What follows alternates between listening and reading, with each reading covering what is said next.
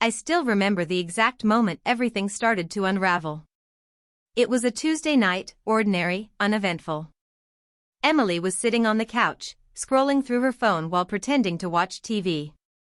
We'd been married for 8 years, and I'd started to notice the small things, how her smile no longer reached her eyes, how she turned her phone face down every time a message came in, how she suddenly cared too much about how she looked for late meetings. I tried to ignore it, telling myself I was just being paranoid. After all, we'd built a life together, 2 careers, 1 house, endless shared memories. But deep down, something felt off. Then came the night I found the truth. She had left her laptop open on the kitchen counter while she showered. It buzzed, a new message. Normally, I wouldn't have looked, but something inside me whispered that I needed to. I saw the name, Ryan, office lead. My chest tightened. I clicked. The message read, "Can't stop thinking about last night. You looked incredible. Can't wait to see you again." My hands went cold. I scrolled up, reading weeks of hidden conversations, flirty messages, hotel plans, late-night calls.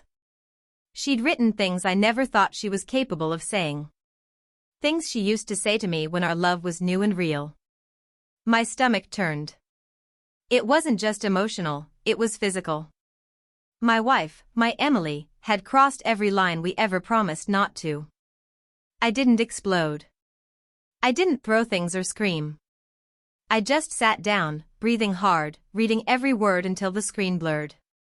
That night, when she came out of the shower, I looked at her differently.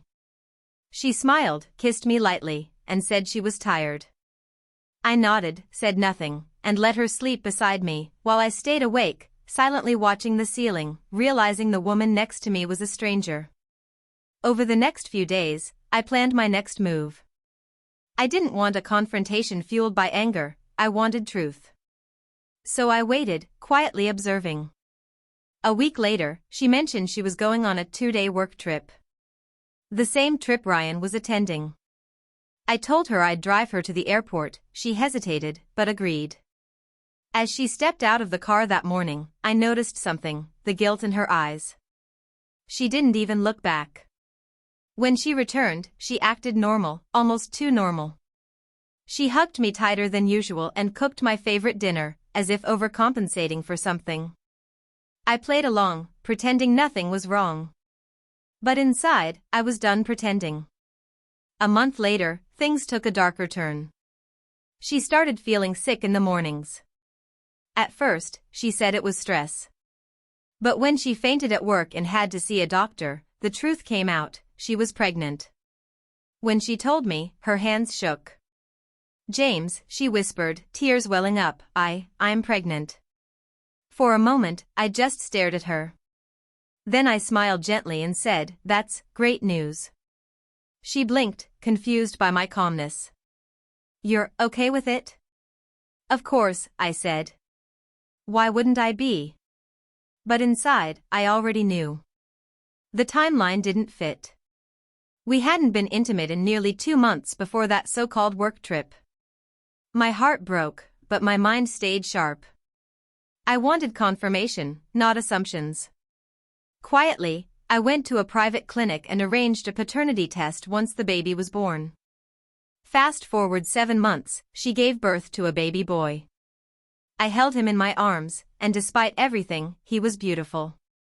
He had Emily's eyes and a hint of something unfamiliar in his face, something that made the truth impossible to ignore. Still, I smiled, signed the papers, and acted like the proud husband. She looked at me with a mix of love and fear, as if waiting for me to crack. But I didn't. When the test results came in 2 weeks later, I sat at my desk for a long time, staring at the words. Probability of paternity, 0%. That night, I came home early. Emily was rocking the baby, humming softly.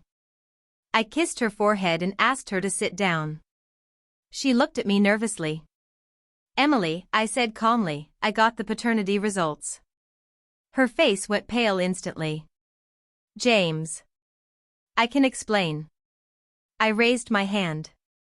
"No need." I already know. Tears spilled down her cheeks. It was one mistake, she whispered. Just one night. I swear I didn't mean for this to happen. He didn't want to use protection, and I was drunk and lonely and stupid. Please, James, don't leave me. For a moment, I almost felt sorry for her. But then I remembered the messages, the lies, the way she came home smiling after betraying me. I'm not angry, I said softly. Actually, I'm relieved. You've given me clarity. She frowned, confused.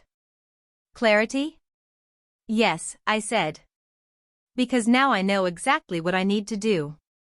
I walked upstairs, grabbed a folder, and handed it to her. She opened it and froze. It was divorce papers. Her mouth fell open. You've been planning this? I nodded. Since the night I read your messages. She sobbed, clutching the baby. Please, James, I made a mistake. Don't do this to our family. I looked at her one last time. You did this to our family. And as for the baby, he deserves to grow up with someone who can love him without resentment. I can't be that man. I packed my bags that night, quietly and calmly, while she cried in the living room. Before I left, I placed one final envelope on the counter, my letter to her. It said, "You took the vows we made and traded them for one night of excitement. I would have forgiven the loneliness, the distance, even the pain. But not the lies. Not the child born out of betrayal. I hope you find peace, Emily. I already have." 2 years later, I heard through a mutual friend that Ryan had left her shortly after the baby's birth. She struggled for a while, living with her sister, raising the child alone. Meanwhile, I moved to another city, rebuilt my life, and found love again, with someone who valued loyalty over thrill. Ironically, Emily reached out once, just a short message, "I finally understand what I destroyed. I hope you're happy." I didn't reply. Some stories deserve no epilogue. Because when she cheated, she thought she'd found something exciting. But when the truth came crashing down, she realized what she'd really lost. A man who would have given her everything. And that's how I responded. Not with rage, not with revenge. But with silence, success, and a life she'll never be part of again.